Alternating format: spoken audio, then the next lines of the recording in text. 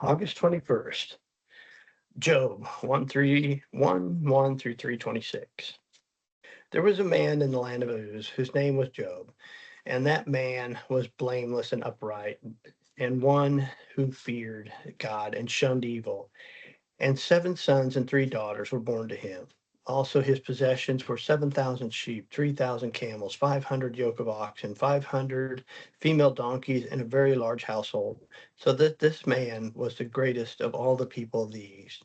And his sons would go and feast in their houses, each on his appointed day, and he would send and invite their 3 sisters to eat and drink with them.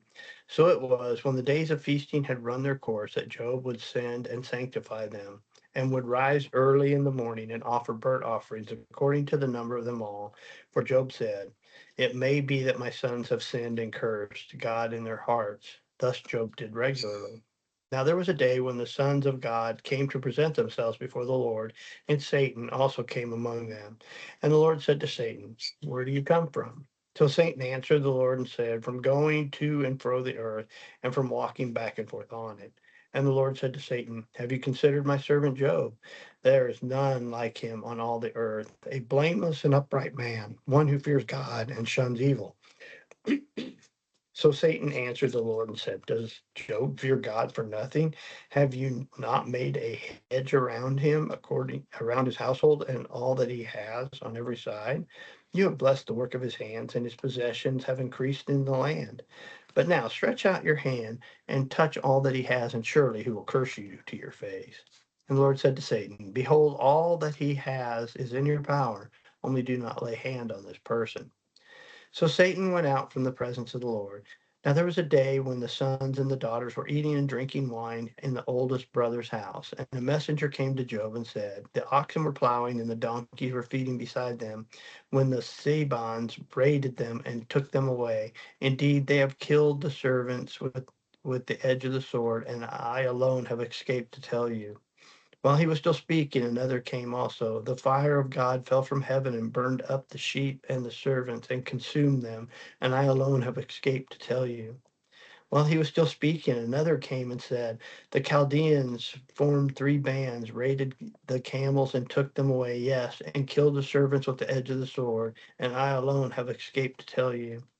While he was still speaking, another also came and said, "Your sons and daughters were eating and drinking wine in their oldest brother's house, and suddenly a great wind came down from across the wilderness and struck the 4 corners of the house, and it fell on the young people, and they are dead, and I alone have escaped to tell you."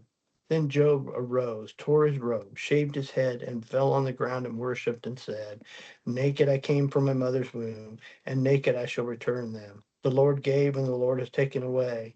Blessed be the name of the Lord." In all this, Job did not sin nor charge God with wrong.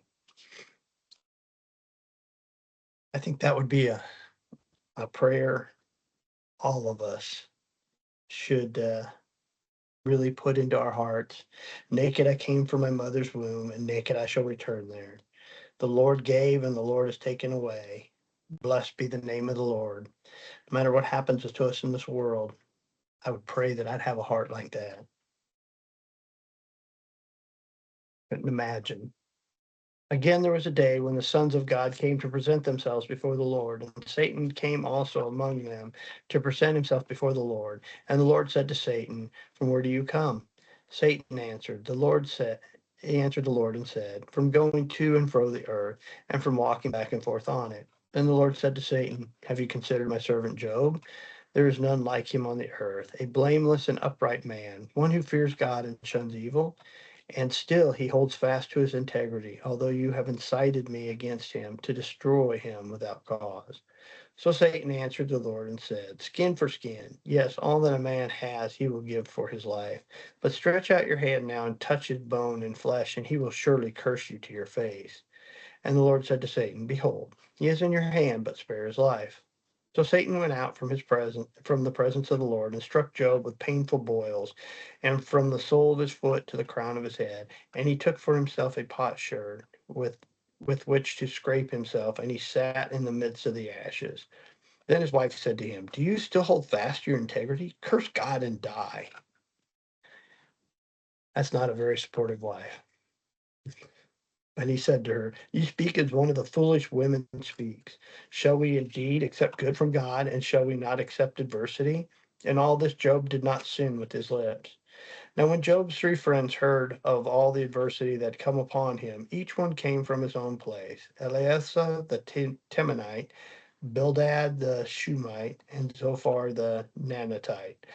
For they had made an appointment together to come and mourn with him and to comfort him.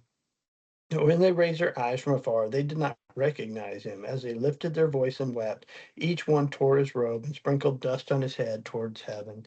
So they sat down with him on the ground 7 days and 7 nights, and no one spoke a word to him, for they saw his grief was great. After this, Job opened his mouth and cursed the day of his birth. And Job spoke and said, "May the day perish on which I was born, and the night which I was said, a male child is conceived. May that day be darkness. May God above not seek it, nor the light shine upon it. May darkness can the shadow of death claim it. May a cloud settle on it. May the blackness of the day terrify it. As for that night, may darkness seize it. May it not rejoice among the days of the year. May it not come into the number of the months. Oh, may that night be barren. No, may no joyful shout come to it. May those curse it who curse the day, those who are ready to arouse the Leviathan. May the stars of its morning be dark.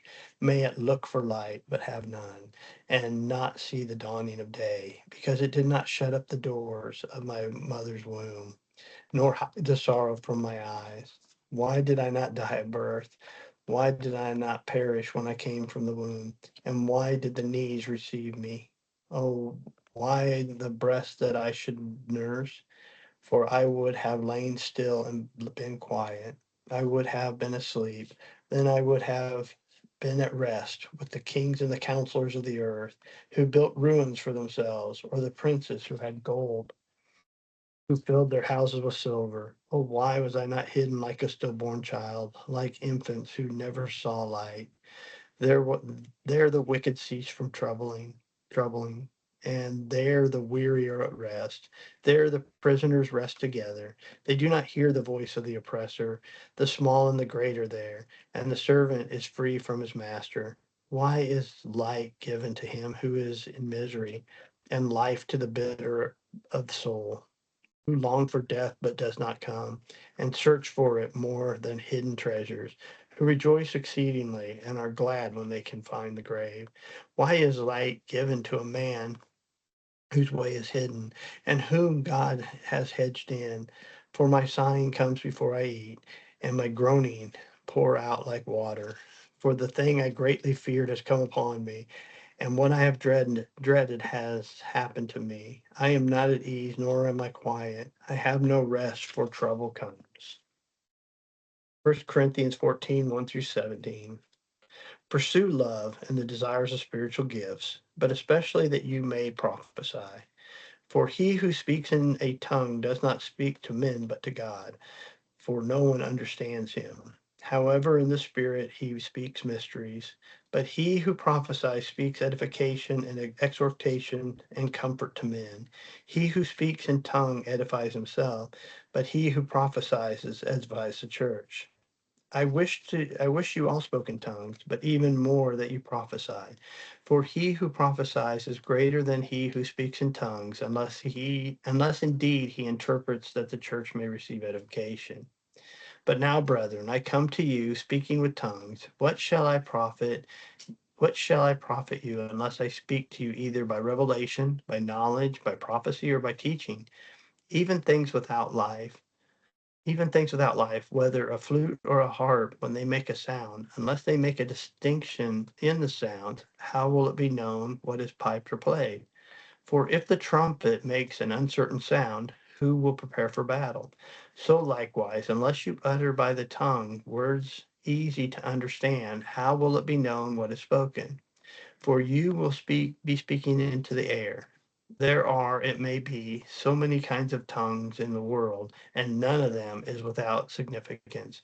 Therefore, if I do not know the meaning of the language, I shall become a foreigner to him who speaks, and he who speaks will be a foreigner to me. Even so, since you are zealous for spiritual gifts, let it be for edification of the church, that you may seek to excel. Therefore, let him who speaks in a tongue pray that he may interpret. For if I speak in a tongue, my spirit prays, but my understanding is unfruitful. What is the conclusion then? I will pray with the spirit. I will also pray with the understanding. I will also pray with the understanding. I will sing with the spirit, but I will also sing with the understanding. Otherwise, if you bless with the spirit, how will he who occupies the space of the uninformed say amen? And if giving of thanks, since he does not understand, what will you say? For he indeed gives thanks well, but the others is not edified. Psalms 37:12 through 29. The wicked plots against the just and gnashes at him with his teeth. The Lord laughs at him, for he sees that his day is coming. The wicked have drawn the sword and have bent their bow and cast down the poor and needy to slay those who are of the upright conduct. To slay those who are of upright conduct. The sword shall enter their own heart, then their bows shall be broken. A little that a righteous man has is better than the riches of many wicked. For the arms of the wicked shall be broken, and the Lord upholds the righteous. The Lord knows the days of the upright, and their inheritance shall be forever. They shall not be ashamed in the evil time, and in days of famine they shall be satisfied. But the wicked shall perish, and the enemies of the Lord, like the splendor of the meadow, shall vanish. Into smoke they shall vanish away.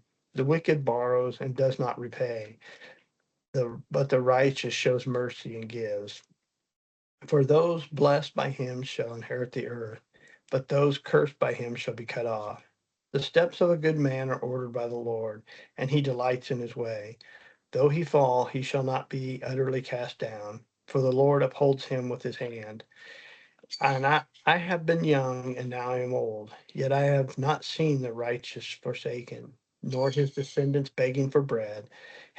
He has ever merciful and lends, and his descendants are blessed. Depart from evil and do good, and dwell forevermore. For the Lord loves justice and does not forsake his saints. They are preserved forever. But the descendants of the wicked shall be cut off.